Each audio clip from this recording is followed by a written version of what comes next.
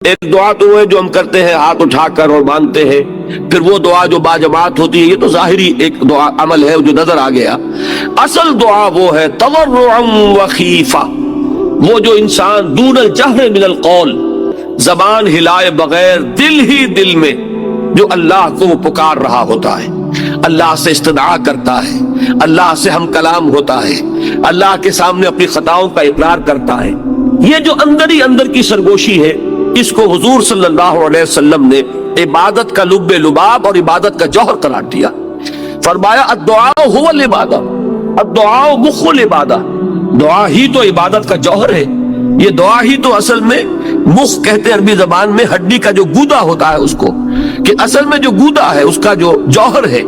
وہ در حقیقت دعا ہے کہ کبھی بھی انسان اللہ کے سوا کسی اور کو نہ پکارے۔ اور نمبر دو یہ کہ اس کا یہ پکارنا ہے، دعا کرنا جو ہے اپنے پروردگار سے، یہ بھی مخلصین لہ الدین، اس کے لیے اپنی اطاعت کو خالص کرتے ہوئے، اس لیے کہ اگر آپ اطاعت میں شرک کر رہے ہیں تو اللہ سے دعا کرنے کا منہ ہی نہیں ہے۔ کس منہ سے اللہ کو پکار رہے ہیں جبکہ آپ اللہ تعالیٰ کے ساتھ وہ توحید فی العبادت کا تقاضا پورا نہیں کیا؟ آپ اللہ کے ساتھ اور ہستیوں کی بھی پوجا کر رہے ہیں، آپ نے اللہ کے ساتھ کچھ اور ہستیوں کو بھی مطاع بنایا ہوا ہے،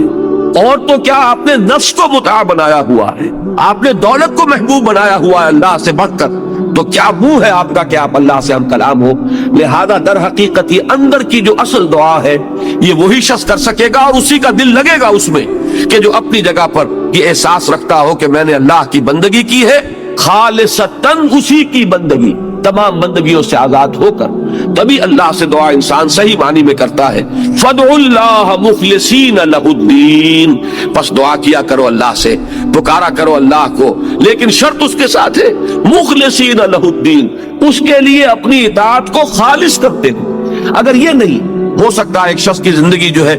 وہ غفلت میں گزری ہے، جہالت میں گزری ہے، نادانی میں گزری ہے، اب وہ اللہ کو پکارنا چاہتا ہے تو پہلے عہد کرے کہ اللہ جو بھی خطائیں تھی وہ آپ فرما دے، جو بھی مجھ سے غلطیاں ہوئی، تیرے احکام جو میں نے توڑے، اب عہد کرتا ہوں کہ آئندہ کوئی تیرا حکم نہیں توڑوں گا۔ تو اب اللہ کو پکاریے، اللہ سے دعا کیجئے، اسی چیز کا نام ہے استغفار اور توبہ۔ استغفر اللہ ربی من کل ذنب واتوب الیہ، میں استغفار کر رہا ہوں اللہ سے اپنی تمام خطاؤں پر، اور اب میں اس کی طرف متوجہ ہوتا ہوں، توبہ کر رہا ہوں، توبت نصوح، خالص توبہ۔ تو استغفار اور توبہ جو ہے یہ در حقیقت دعا کے لیے گویا کہ بمنزلہ تمہید ہے۔ استغفار کیجئے، توبہ کیجئے، اب اللہ کو پکاریے، اللہ سے دعا کیجئے۔